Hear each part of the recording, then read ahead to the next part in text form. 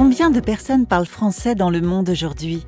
Et quelle place cette langue occupera-t-elle demain? Tous les 4 ans, l'Organisation internationale de la francophonie publie son état des lieux de la langue française, élaboré par l'Observatoire de la langue française et un réseau international d'experts.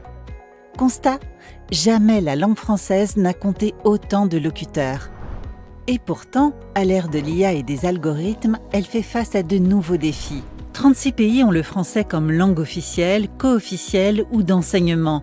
C'est la 4e langue présente sur Internet et la 3e langue dans les domaines de l'économie et des affaires. 396 millions de personnes parlent français en 2026, soit 75 millions de plus qu'en 2022. Le français est désormais la 4e langue la plus parlée au monde.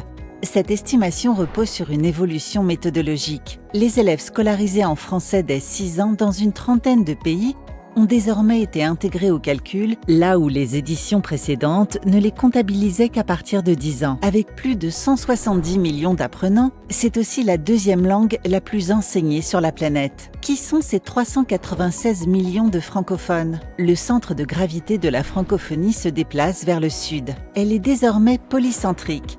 Elle rayonne depuis Dakar, Abidjan, Hanoï ou Phnom Penh, autant que depuis Paris ou Montréal, portée par une pluralité de voix, de cultures et d'accents. 65% des francophones vivent aujourd'hui en Afrique.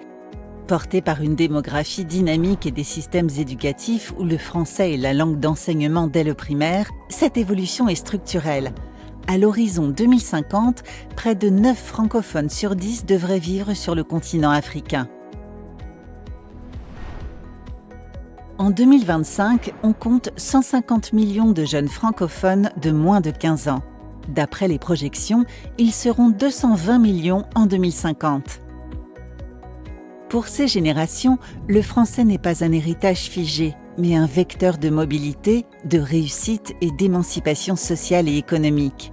Le français sera leur langue d'avenir, à condition qu'il soit leur langue d'opportunité. Pourtant, cette vitalité se heurte à un défi majeur, la place du français dans l'environnement numérique. Aujourd'hui, le français représente environ 4% des contenus sur Internet, contre 24% pour l'anglais. Or, les algorithmes et les intelligences artificielles ne sont pas neutres. Une langue peu présente dans les données devient peu visible en ligne. Ces technologies amplifient certaines langues et en marginalisent d'autres. Les publications scientifiques en français reculent et les IA sont entraînées sur des corpus majoritairement anglophones.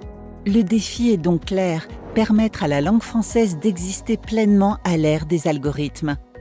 Le rapport met en avant un concept clé, la découvrabilité. Un contenu francophone doit être repéré et mis en avant par les algorithmes. L'OIF identifie 3 leviers d'action.